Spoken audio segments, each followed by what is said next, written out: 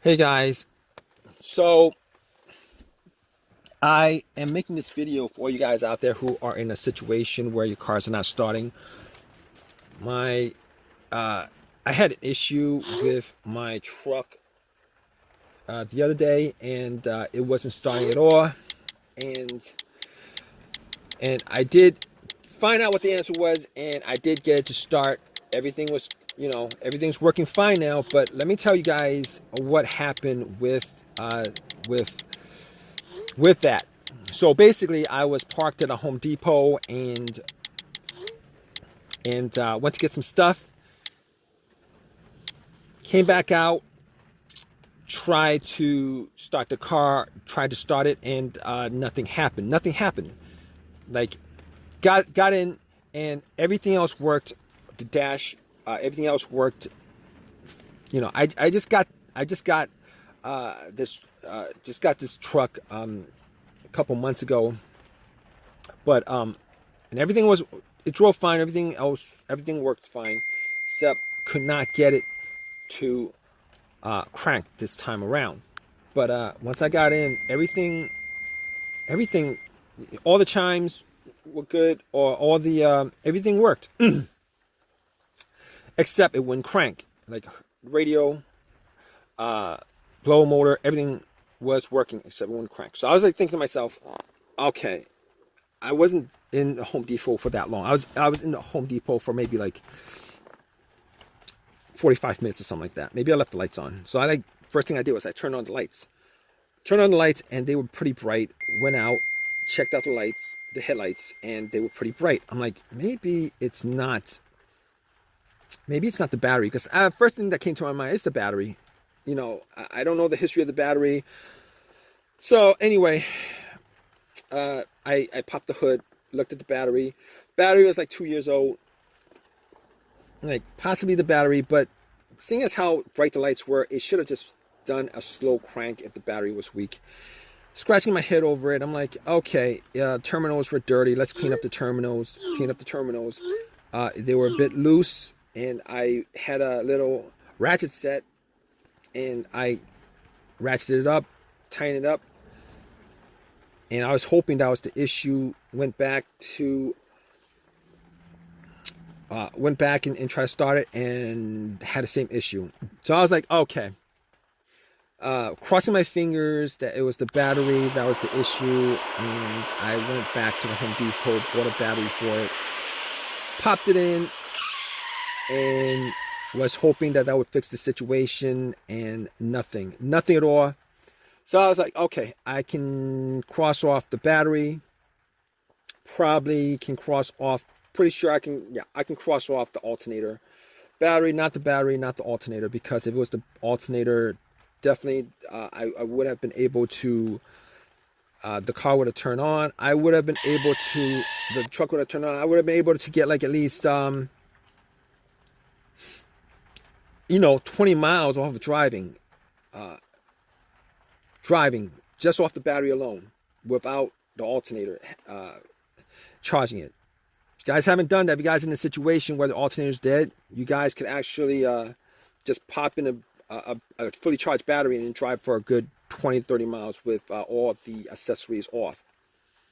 Good tip for you guys. But wasn't the alternator, so I was like, what's next? I'm gonna check the ground wires. And the ground wires were was good. From the negative of the battery, I actually did check that when I changed up the battery. The ground wire was good. It was connected. There's no corrosion on it. A little bit of rust, no corrosion. I'm like, okay. Not the ground wire, not the battery. Can eliminate the alternator. What else could it be? So I'm looking around. I'm like, fuses and relays. But before I did that, I was like, maybe it's possible that the car's computer is having issues. Maybe it's the PCMs that's causing it. So I went and I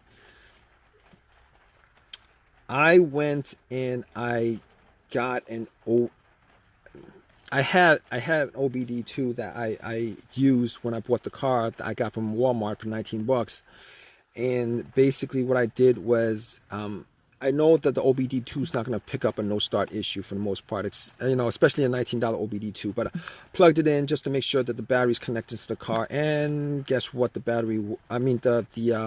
computer was connected to the car. And guess what? The computer was connected to the car. It did a readout.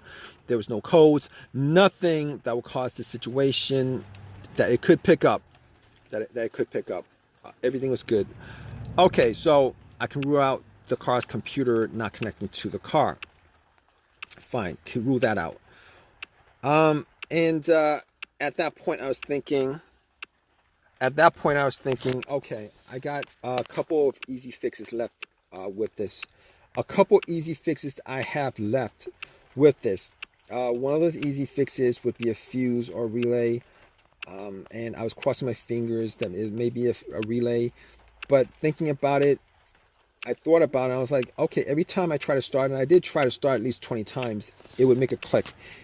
And it would keep on making like one click on each try.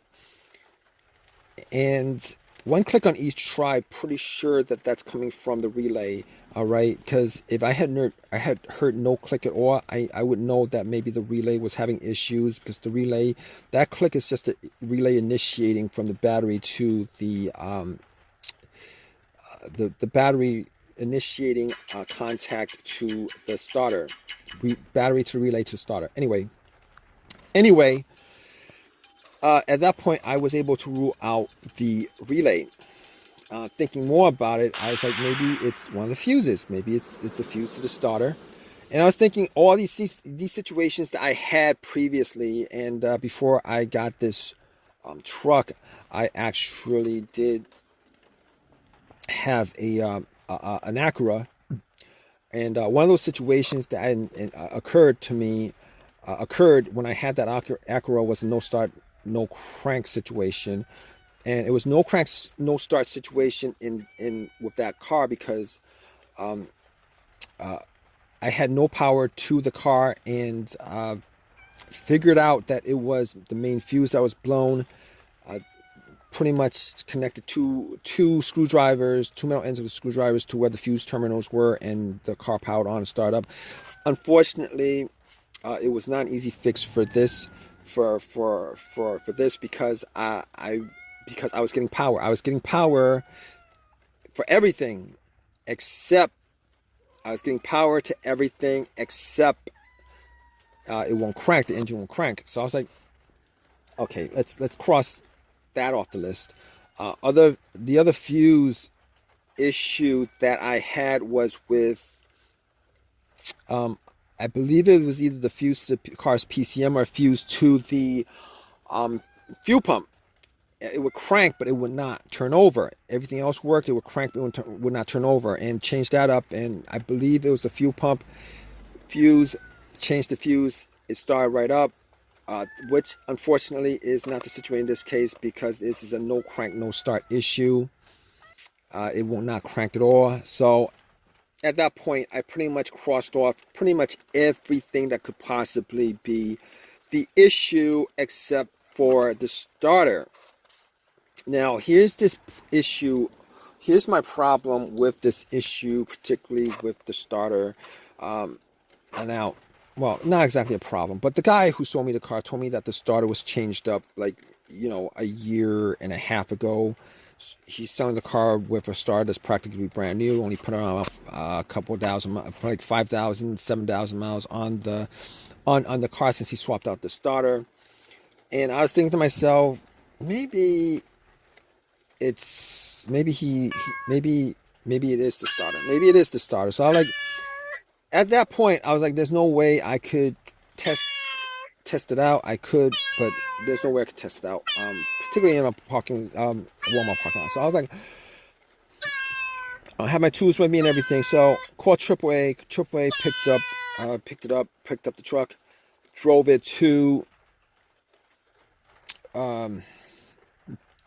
it home, and then I doubled up on all the things that I mentioned in this video: the fuses, the relays, the grounds, the battery. Double check, charged up the battery 200%. Everything was checked out. I did a bump test on the on the relay sockets with a pin. The starter did not start up. I was like, okay, pretty sure it's a starter. And at that point, I was like, at least 99% sure it's a starter. Took everything, went to the starter, took a cable from the positive line, hooked it directly to the terminal on the solenoid, did not bump at all. I knew about close to 100% that it was a starter. Took the starter off, went to AutoZone, had them do a test on it, and the starter was the problem. Anyway, at that point, I was like, okay, let's got a rebuilt one for about 150 after the core was given to them, 150, 160, whatever it was. Popped the starter in, and you know what? I was hoping that it was the starter. Popped the starter in, turn it on, and it turned on. It turned on, and I was glad that it was a starter. I mean, it was. I was disappointed that the starter was the problem after being told that it was replaced, but things happen. But of all things that could happen, wasn't the biggest deal in the world. Got the starter put in, and got the truck to work. I'm all good with it. If you guys are in this situation, you guys are still with me, just go through all the steps as far as what I've mentioned in this video. You could probably figure out like 99%, probably like 90% of the situation that's causing your car or truck or whatever you're driving not to start. It's probably because, it's probably caused by one of those things that I mentioned. All right, it's probably caused by one of the things that I mentioned. But if I've helped you guys out, please give me a thumbs up. Please subscribe. If you guys have a comment, particularly with your situation, please leave a comment in the comment section. Hope this has helped you guys out. Hope you guys, hope the cause of your problem is probably one of those easy fixes that I mentioned: a fuse, a relay, maybe the battery, negative ground wire. Even the alternator is probably easier to replace. But anyway, regardless of that, take care, guys.